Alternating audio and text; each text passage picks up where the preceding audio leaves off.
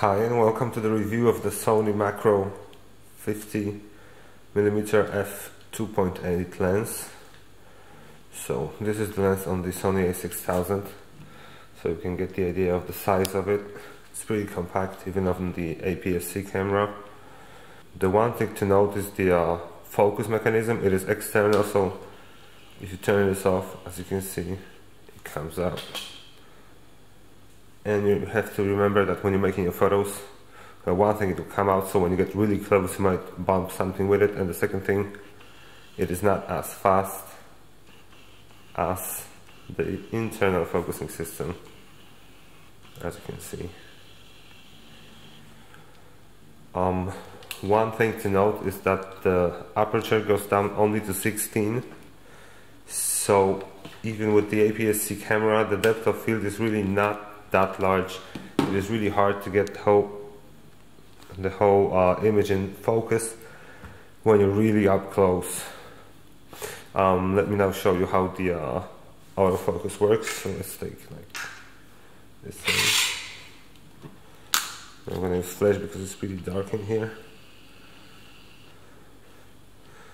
Okay, so it's not working.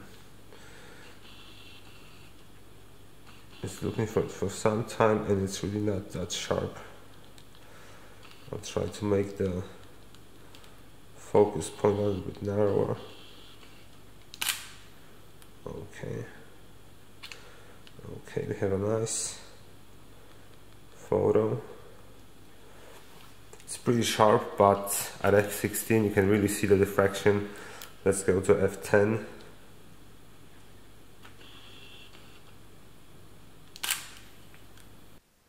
As you can see, the depth of field is much narrower. Not even the whole front is in focus, but where it is in focus it is noticeably sharper. There's hardly any diffraction and you can see all the details. 5.6.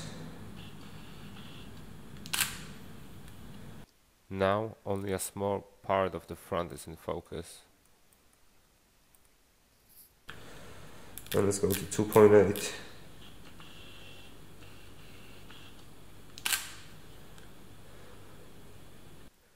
The effects are actually not that different from the 5.6.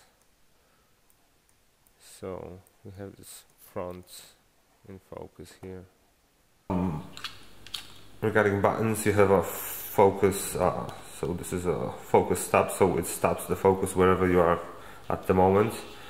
An automatic and manual focus button switch and the focus limiter, but it doesn't really have the one-to-one button, so if you want to just go one-to-one, you're going to have to switch to manual focus, then turn the wheel all the way. As you can see, it comes out. Okay, we're there. And then just basically use the focus peaking feature to find where the focus is. Let's turn it up to f10.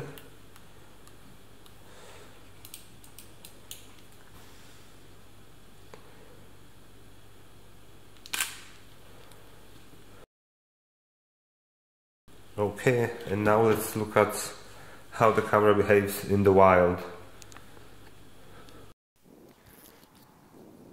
As you can see, the focus in the normal section of the focal range is actually quite fast. You can go from point to point, and it's not super fast, but here when we go from far to close, it has its problems. You have to wait for a bit. And now when you go back, then it takes also a little bit longer, but not that long.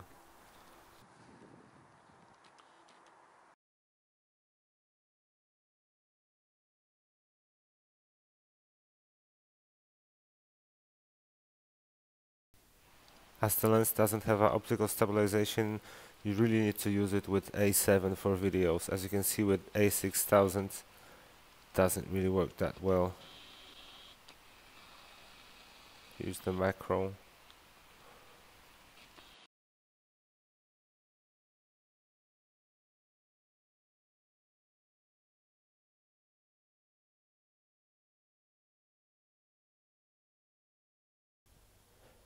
To sum up, it is a really good lens. The cons of it are slow autofocus and the fact that it only goes down to f16, which means you cannot really have the really wide depth of field, but it costs only half the price of the G macro lens, of the 90 f2.8 lens, so it really makes very sharp photos and it's quite compact. So I would definitely say, if you need a macro lens and you don't have that much money, go and buy this one. Thanks.